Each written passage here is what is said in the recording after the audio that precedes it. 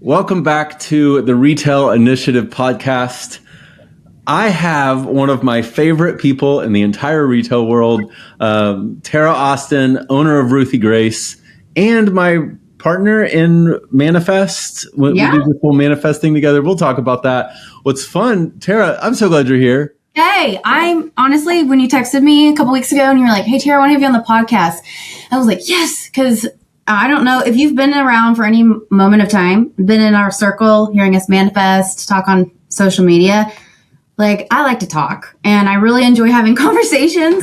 And I think podcasts, I have a podcast in my AirPods, like every single day. Like I got people in my ear. And so for me to get an opportunity to be in someone's ear is like, I'm all about it. So yeah, when you got really excited about it because it's been some time for me to be on a podcast. So I'm really excited. I'm glad you're back. This is like your third or fourth time on this. If you aren't familiar, Tara and I do a thing called Manifest. There's a virtual intensive that we do. We do a workshop. What's fun about this episode is we don't have any, there's no objective. We're just here to talk retail, get into those pieces. Now, if you are not familiar with Tara or Ruthie Grace or her story, yes, I suggest check them out online.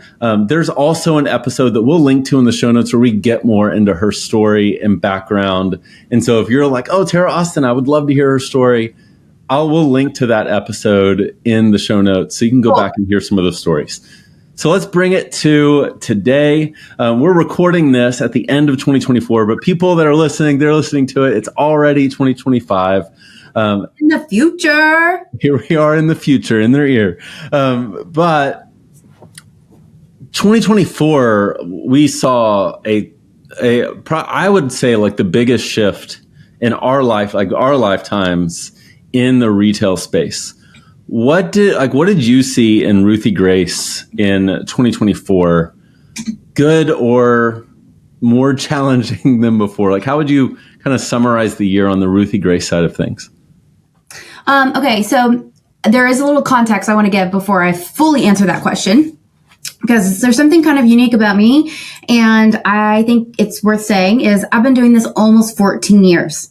Okay, so I've got 14 years of skin in the game, 14 years of trying to build a company. And what's so crazy is I can tell you about the uniqueness and kind of anomaly that 2024 was. But when I also look back at kind of the history of my business, business as a whole has just changed so much. I think in the 14 years I've been doing this, if you look at previous decades, I think there were definitely booms and seasons of changing, but the main factor that really evolutionized business as we know it, especially in the retail space, is social media. It just really changed the game. And I've been a part of this process of going from creating a Facebook profile for my business as a person to being forced to be a business page to stepping into Instagram. I've seen so many different evolutions. And the thing that's crazy is, so back in those days, there was just so much opportunity, right? And it was everything you did, as long as you just did it, you just had to show up and you just had to do the thing. Mm-hmm. It worked, and it worked really, really well. Well, what I think has stuck out to me so much in 2024 is I actually think there's a lot of really savvy business owners who are in the space, especially in retail. And I think there's a lot of people who are really intelligent and highly smart individuals, and they're great business people, and they're showing up and they're doing the thing. Mm-hmm. But the thing wasn't as efficient as it always has been in the past. So, so for me, if I was to summarize, what was challenging and what was the landscape environment, what was the landscape for retail in 2024? It was okay, showing up and doing things on social media just didn't carry as much influence or as much impulsive behavior responses from consumers that we used to see. Your dollars, spending in Meta and platform, they just didn't carry you as far as you used to. You had to, you couldn't just jump on the platform and start advertising. You really had to understand complexity of top of funnel, middle funnel, bottom of funnel. You had to understand your hooks. I mean, there was like a lot to it. And I think what we saw was that just pitching a product isn't always going to be the thing that really converts that person into a customer. And the buyers are just savvy. They're educated, they're aware, they're looking to be brought into emotional feeling through the purchasing process. And I think this baseline, I would say there's like this baseline of what makes people like make a purchase. I feel like it used to be easier to get over and it just kind of got harder this year. So, and so I think it just got harder for people to make buying decisions because there was just so much noise. And it's like, I mean, the platforms are, you know, so busy with people trying to sell you things and there's so much commerce taking place in social media. So I think it just got more challenging. I think it just has required a lot more grit. I think it's required a lot more. I think you have to be able to analyze. I think you really have to have data at your fingertips. And if you don't have data at your fingertips, then you're kind of driving the ship blindly. And I actually think people could really drive the ship blindly for quite a while. Like if you just showed up with your hair and makeup done and you did a try on, I mean, you're good. Like, you know, like, I mean, the impact, it was quite amazing. The impact that you could get for just like being a great social media personality and showing up and doing those things. But I think it just requires a lot more than it has. Yes. What do you think? How do you feel about that? Do you agree? Oh, I totally agree. I think if I had to say like one theme that I see, especially among like our ad agency clients, and I say that because like I'm in their data all the time. The thing that I'm seeing is the retailers that were very, very good at social media up to like beginning of 2023. The ones that were really good at social are starting to struggle more. And I would actually say it was like the better you were, the higher the percentage of your revenue that came from social media, the more you are down in 2024. You could blame, I put the blame on that on two things. I think one, and I actually would like to dig into both of these with you. One is like consumer behavior has changed, the way that is working. And then I would argue that Meta and TikTok, but Meta specifically, they are masters of psychology and they are masters of human behavior, and they know how to, one, read it, and two, they know how to control it. Yeah. And they have figured out very quickly what prompts get you out of the app. And as soon as they figure out what gets you to close their app, you will never get that again. And so in the past, let's say you were doing really cute stories, and from those stories, people were shopping. They were noticing, well, stories are leading people off of our app. So what have they done? Tanked story reach. Like, I've yet to talk to a retailer that still has like a good reach through their stories. Yeah. It's completely tanked. And I think it's their piece. So first, and we'll get to the good, by the way. I do think like there's some awesome opportunities, but like, what are you seeing like shift consumer behavior wise? And let's just try to talk about clothing. Let's not get into everything. Let's stick with Ruthie Grace and the stuff that you know. What are you seeing kind of shift in the way that people are shopping now versus, I would say, pre-COVID and then the initial post-COVID era? Okay, this is what I think. I think I was actually watching this reel yesterday, super fascinating, from like a social media journalist platform, and they were talking about fast fashion. And I think what we have seen is COVID facilitated the speed of fast fashion even more. So I think people were home watching social media. They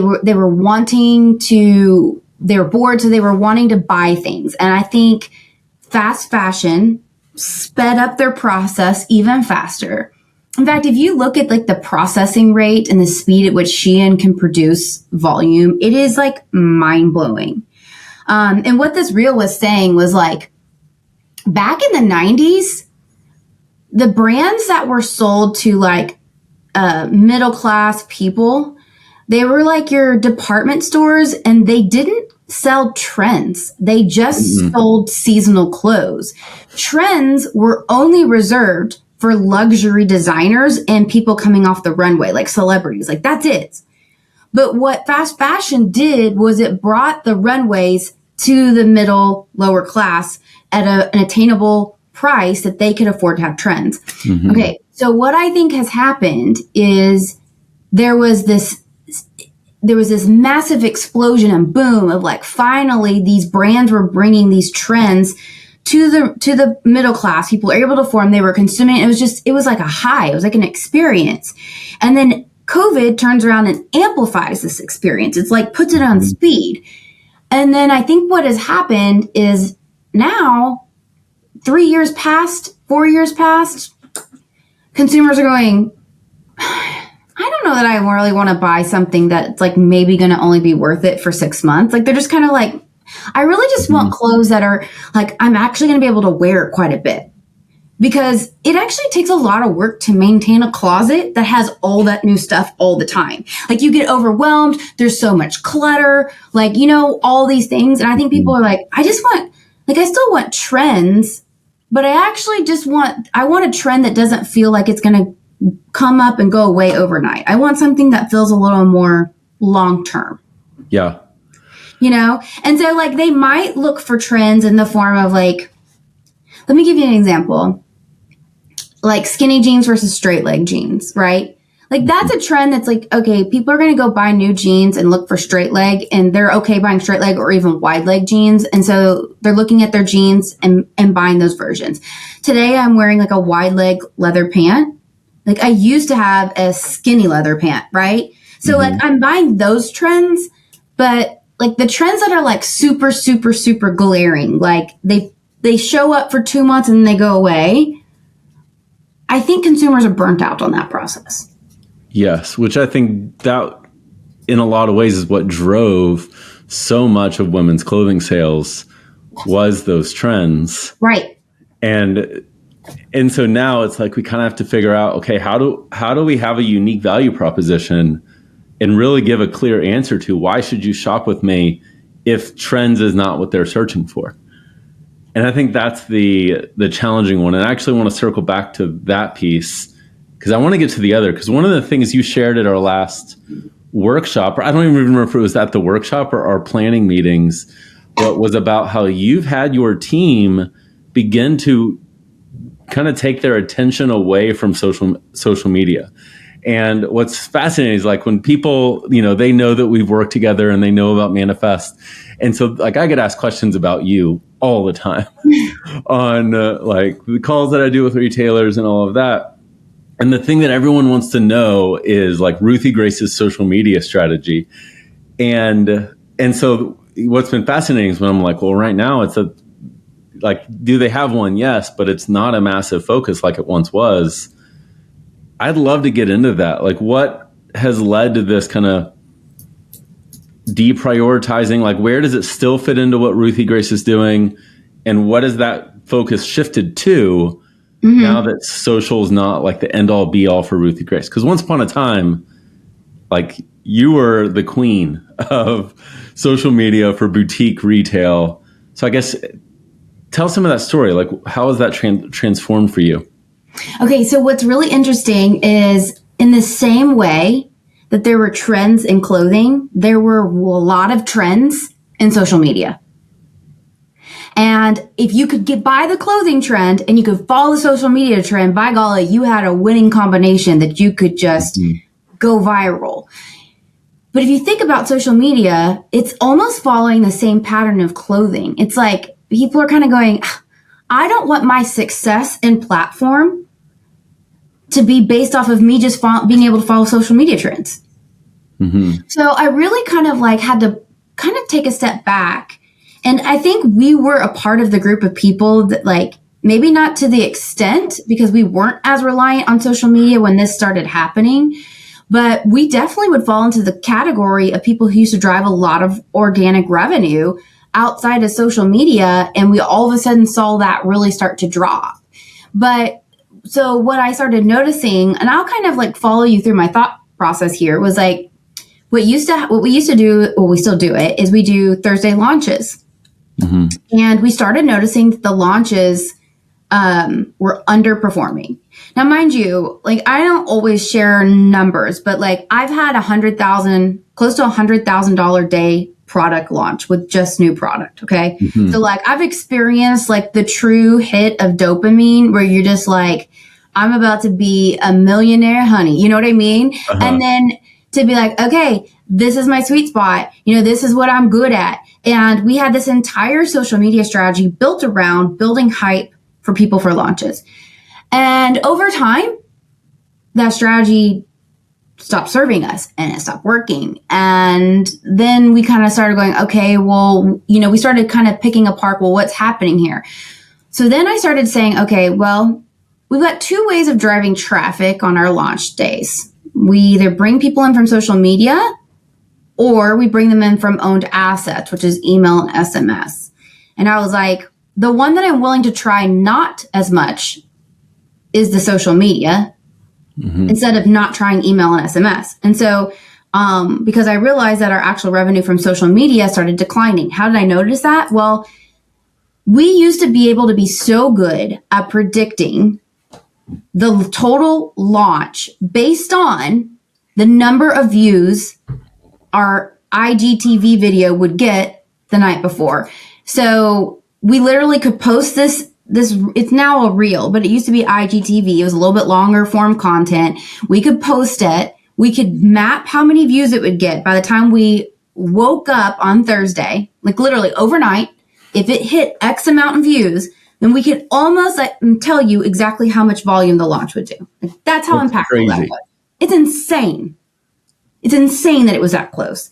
But then over time, we started noticing the views were dropping, the interaction, the engagement was dropping. But the thing that didn't necessarily drop was the amount of revenue coming out of the email campaigns and the text campaigns. And so we would be meeting with these different, like, you know, agencies and these different like customer service reps. And we would have like our customer service reps from like our SMS platform would be like, you guys are crushing it on your one-time send campaigns. I can't believe you're doing this amazing. And be like, yeah, but our sales are dropping. And it's like, well, not our sales from SMS, but our sales from social media was. And so this led me to like an experiment that was like, okay, if that's really the case, then social media and us posting about launches has kind of lost its clout and it's just not really pulling its weight like it used to. And so that's kind of been where we've been on the journey. Like we've been on a journey of like, hey, all of our efforts just need to go to building our email list, building our SMS list, and then we really started focusing on like, okay, well, what's going to build those assets? Well, the most effective way to build those assets was using Meta to have new customer acquisition, and that's bringing people into the list. So when I kind of like essentially looked at the comparison of like the funnel of getting someone from Instagram to this, to this, to this, this, to the list, like that time process took so much more effort and time versus just like building a really good acquisition campaign to get somebody to make a purchase. Yeah. And when you say through Meta, you mean through like Meta ads. Yes. So paid traffic, not Meta meaning like your Facebook page and your Instagram. See, we're still old school. Like if I say Meta, I mean ads. If I say Facebook, I mean social media, even though they're one and the same. Yes. Okay. So that being said, like for retailers today, because I still think Meta ads for the majority of retailers are like this elusive black box. We think that strategy should fit into a retailer's life today. Like, should everyone be doing them? Where do you think it should fit in? I honestly think that in order to be able to grow and scale a company, like to really grow, you cannot afford not to do them. And for a lot of retailers, that can be a very terrifying thing, because what they see is now I have to go spend money that I wasn't already spending. Mm-hmm. And so I can see how that can be really scary. And it can be really scary and daunting for a retailer to spend money if they're not already spending it. Mm-hmm. And a lot of times when you first start spending that money, the return on investment doesn't necessarily show up overnight. Like it doesn't, because the platform has to spend time going through a learning phase. You have to do a lot of different testing to figure out what type of creatives are going to resonate with your customer based on the funnel position of the campaign. There's just a lot of, it takes some time.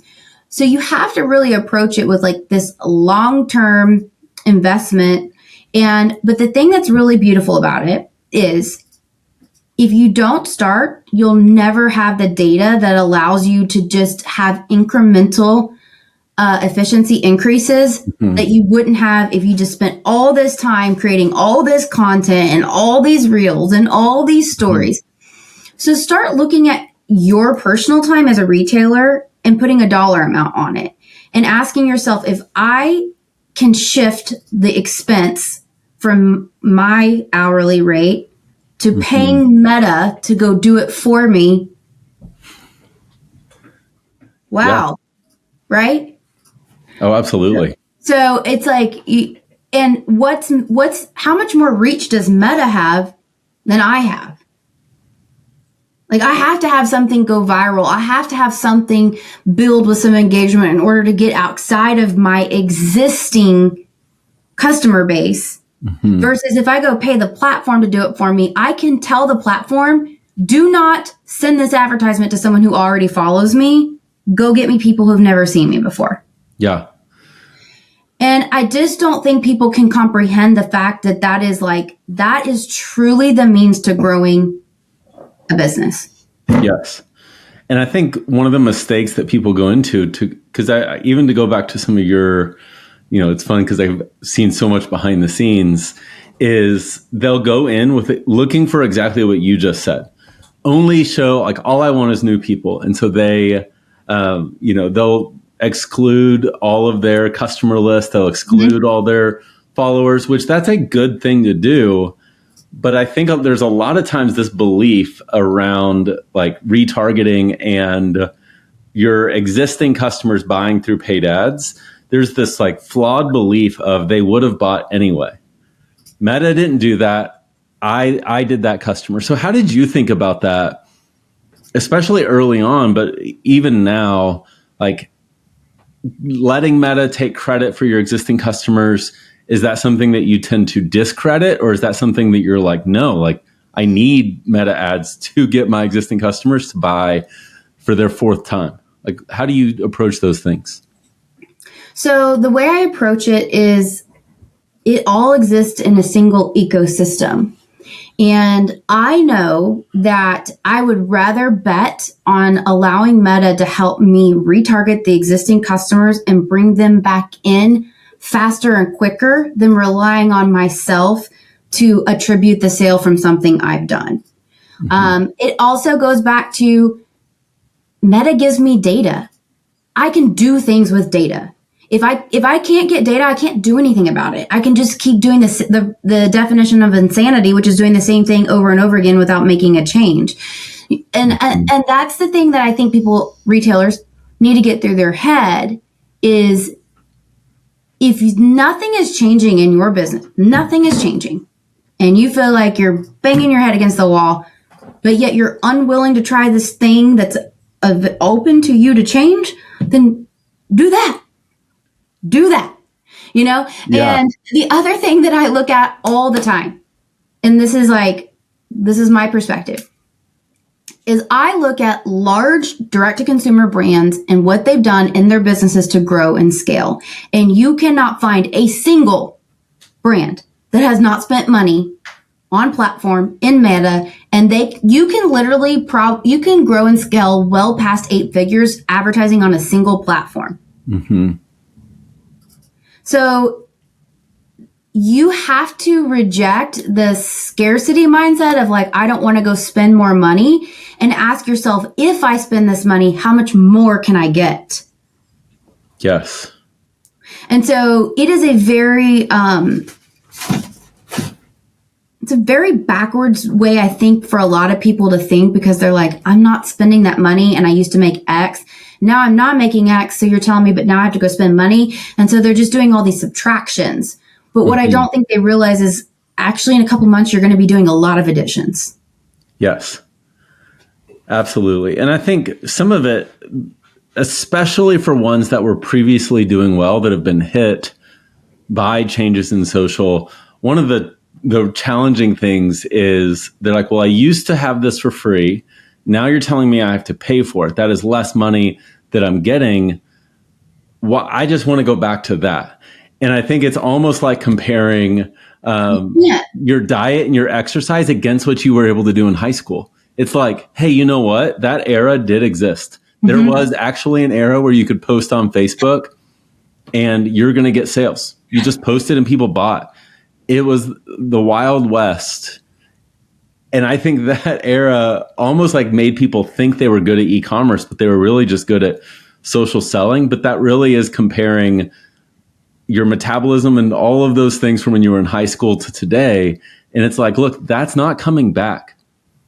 None of us are getting our metabolism. And I mean, gosh, how much I could eat when I was in high school is ridiculous. That's just not coming back. It's going to take more effort and different strategies and techniques in order to get to that level. And so here's what I want to ask you now, because I'm sure you get these DMs a lot, which actually that was the story of Manifest coming to be, was both of us getting asked these questions of like, hey, can I pick your brain? And we were like, let's just make a course. So you talk to a retailer, and let's just say, they've gained initial traction. We're not talking about like the new person who's like, how do I get started? But this is the person, they've gained some traction and they're like, hey, I really want to level up. I'm doing 300K a year in sales online, and I really want to get to 7 figures. I really want to get to multi-million. If Ruthie Grace was that size today, with everything going on in the market, what would be like the first 2 or 3 things you would focus on to elevate Ruthie Grace to the next level? If you had to not start over, but you're at 300K, 2025, and this is the year you're going to level up, what are you doing to get Ruthie Grace to the next level? Okay, I love this question. Number 1, I'm going to buy every single financial literacy book that I can get my hands on. You will never grow past your capacity to understand your profit and loss statement and understand the flow and movement of money in and out of your business. Number 1, you got to get it. You can actually be terrible at buying clothes. And if you understand how to read data and understand a P&L, you can make some money. So let's deject the mindset that like we have to be like the trendiest. Okay, that's gone. And next, number 1, the next thing I would do is I would figure out how to put at least 10% minimum, 15% maximum of my total sales towards advertising. So if that means that I need to trade physical bodies to decrease my operating expenses, my overhead, in order to put that money into advertising, I would do that. And then step 3 is I would make sure that I am tracking and analyzing my inventory and watching it very closely. As a retailer, this is what's the difference between us and direct to consumer brands. Is for us, because of the variety of SKUs that we have, we bet a lot of risks in a wider range. We don't typically have hero products. We don't have different ways to bundle. There's a lot of things that like we could do, but a lot of times we're just buying products and spreading our risk across the board.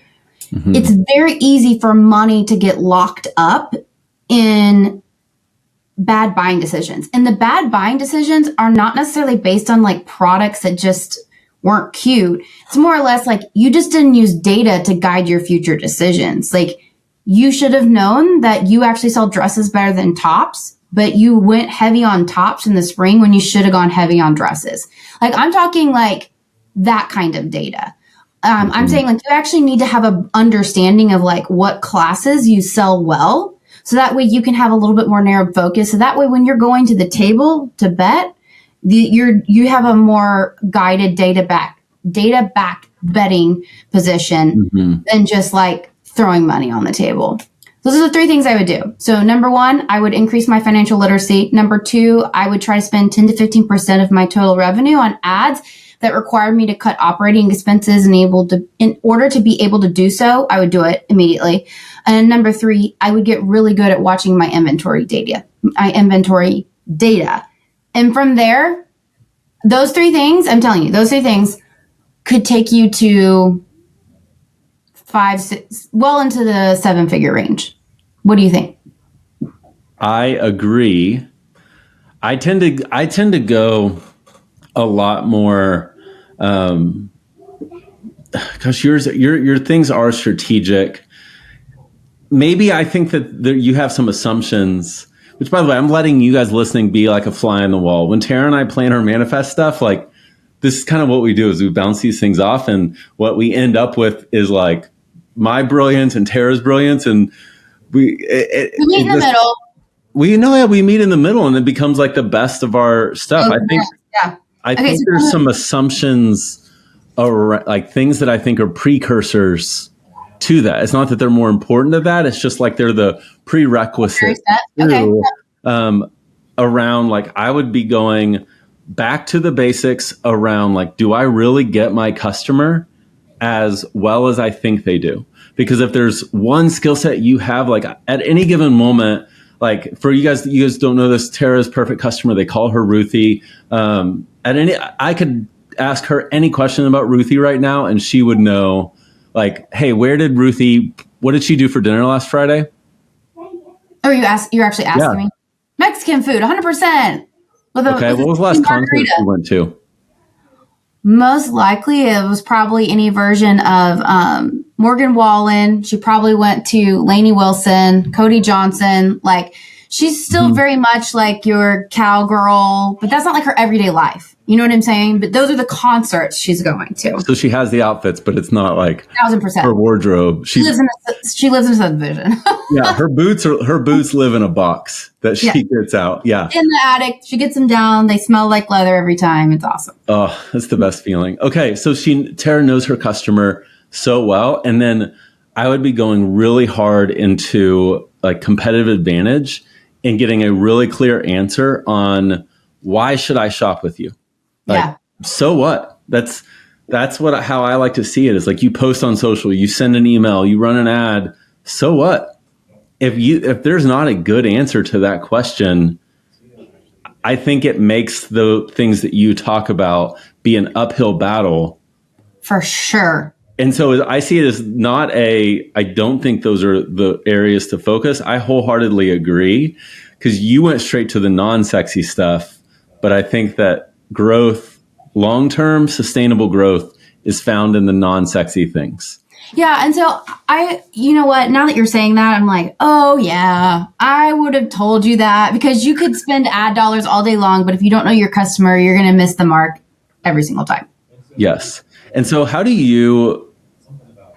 want to get back to your financial literacy piece, because I think I've kind of witnessed you just in your sharing kind of evolved there. But I do think I guarantee you there are people listening that are like, but how do you find that person? Like, how do you figure that out? How did you pick Ruthie? Like originally, like how did you pick the fact that you had a perfect customer? Because I know that hasn't always been the case. You used to be kind of all things to all people. How did you pick who that person is? Honestly, for me, a lot of the beginnings was like, it was just this realization that I was trying to market to so many people, and I was trying to serve all these people. And I will tell you, if you're a brick and mortar retailer listening to this, you're going to be the one that's going to fight me on this the most. And the reason why is because I was you. I was working in my storefront. I was serving my customers when they came in and checked out, and I was listening to it. But I was hearing from these people that were like, oh, well, I'm looking for this and you don't have that. And so I was like spreading myself thin, trying to serve all the people who were a part of my community who were walking in the door, and I wanted to be able to serve them, and I wanted to be able to be the place they came for whatever they needed. But it quickly made me realize that, I don't know that this is actually serving all of them is actually serving no one. Because I what I'm doing is the person who I really want to serve is coming in and only finding one thing, when I could really truly serve her in a lot of capacities if I narrowed down and focused on what really, mattered. And so that's when I was like, okay, we're going to name our avatar. We're going to call her Ruthie, and we're going to personify her. And even though we are narrowing ourselves down, it doesn't mean that we're actually eliminating other people. Because a lot of people see themselves in that version of Ruthie, even though maybe they don't uniquely identify. Like, for example, Ruthie drinks a lot of wine. Like, she's, drinking wine a couple nights a week. I'm not really a wine drinker. I used to be, but at this season in my life, it's just not something I found myself doing a lot. But that doesn't mean because I disassociated myself with who that customer is. I would still walk in my store and find things that I like. I may not buy, like a wine set of napkins that say like girls' night or something on there, or I might, but it's like, I just realized I really had to narrow down exactly who she was. And when we did that, the proof was in the pudding, in the sense of like, we really started seeing the numbers, and I started seeing like content engagement go up. And that's when my website really took off, was when I finally decided to like hone in on that person. And that was the beginning of like what I would consider like the path to 7 figures that I like really, like when I figured that part out, that's when change really started happening. Yeah. One of the things I say, and I'll be honest, I kind of say it for shock value, is I say that one of the biggest distractions, actually the 2 biggest distractions to finding your perfect customer, is 1, who walks in the door, and 2, your sales reports. And I think a lot of times when people are trying to hone in, that is the 2 things that they look at, is their sales reports and who's walking in the door. And I would put money on the fact that if we ran like a sales report of the last 3 years for Ruthie Grace and looked at like your top 5 spenders, I'd be willing to bet that 3 of them are not even in the same decade birth year as your perfect customer. I'd be willing to bet they lean older, yet they all resonate with, like, if they went to websites built for people their own age, they'd be like, oh, that's not me. I'm younger than that. You know what I mean? And so they're resonating with everything that you and your models and all of that personify. And so like they end up being your biggest customers. But if you looked at that sales report and you were like, oh my gosh, like 53-year-old women are my customer. What should we do? Let's start buying for 53-year-old women. You're going to lose everything that made Ruthie Grace in trying to do that. And so I think that's the piece. And I can go on this stuff all day. My storefront team literally fights me on this all the time. They're like, we've got a lot of older clientele. You weren't here today, but Tara, there was like all of the women that came in and shopped, they were in their 50s. I'm like, guys, you're not telling me something I don't know. What you're trying to tell me is that I need to change what I'm doing because of that. No, I'm telling you, we're attracting them. Like, we'll just keep attracting them by targeting. Their avatars, who they want to aspire or identify themselves as. Like, we're doing it right. Like, I'm aware of what we're doing. So, because they're older, and I'm like, I get it. I realize that they're definitely late 40s. Like, that's definitely where like the bread and butter is. And here's the thing. Part of the reason why they're also like in their late 40s in the age difference is because those are the women that actually have money.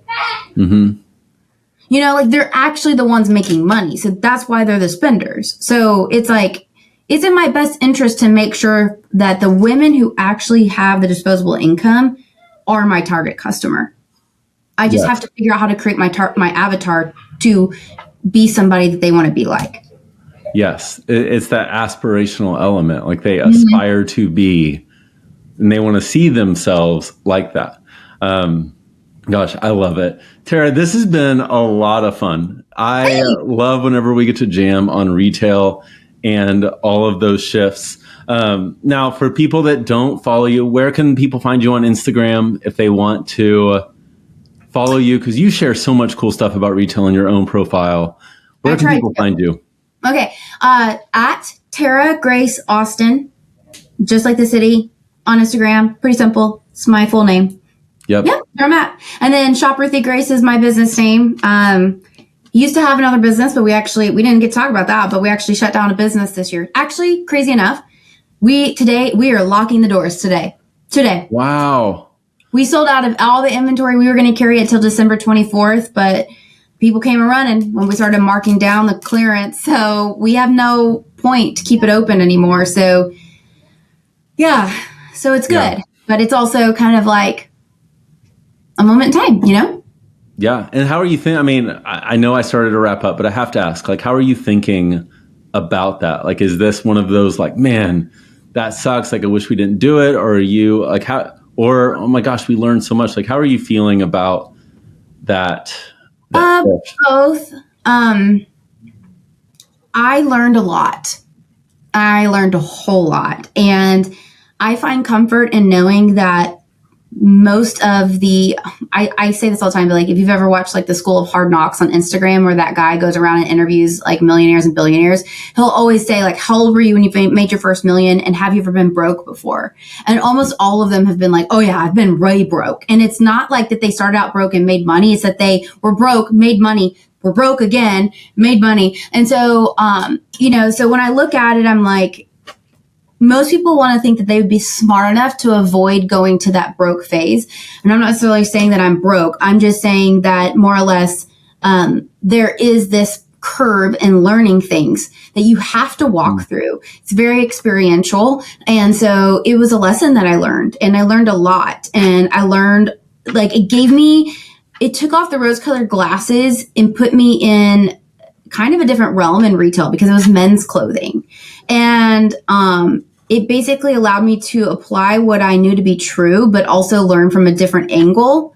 And it gave me a better foundation. And so the results of what we're going to see take place in Ruthie Grace and what I believe to be true in 2025, 26, I don't know that I would have gotten there had I not been through the experience of Forged. So I'm very grateful for it.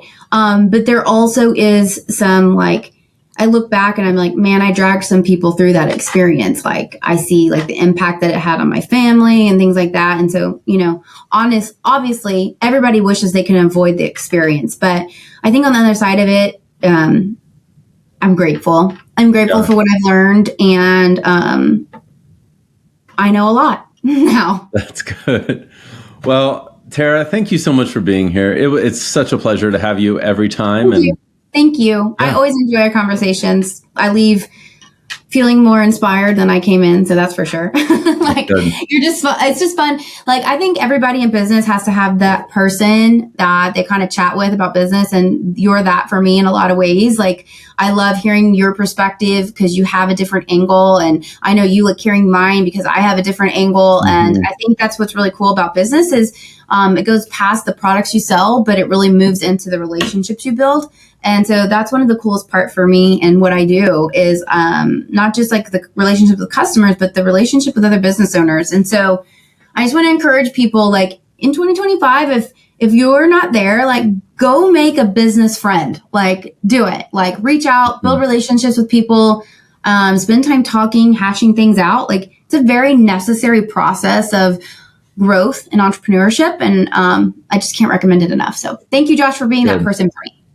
Oh, of course. It's funny when we did our last workshop and then we kind of canceled our meetings. Like, I was like, man, I haven't talked to Tara in a bit. And I fell out of touch with retail despite me talking to retailers every day.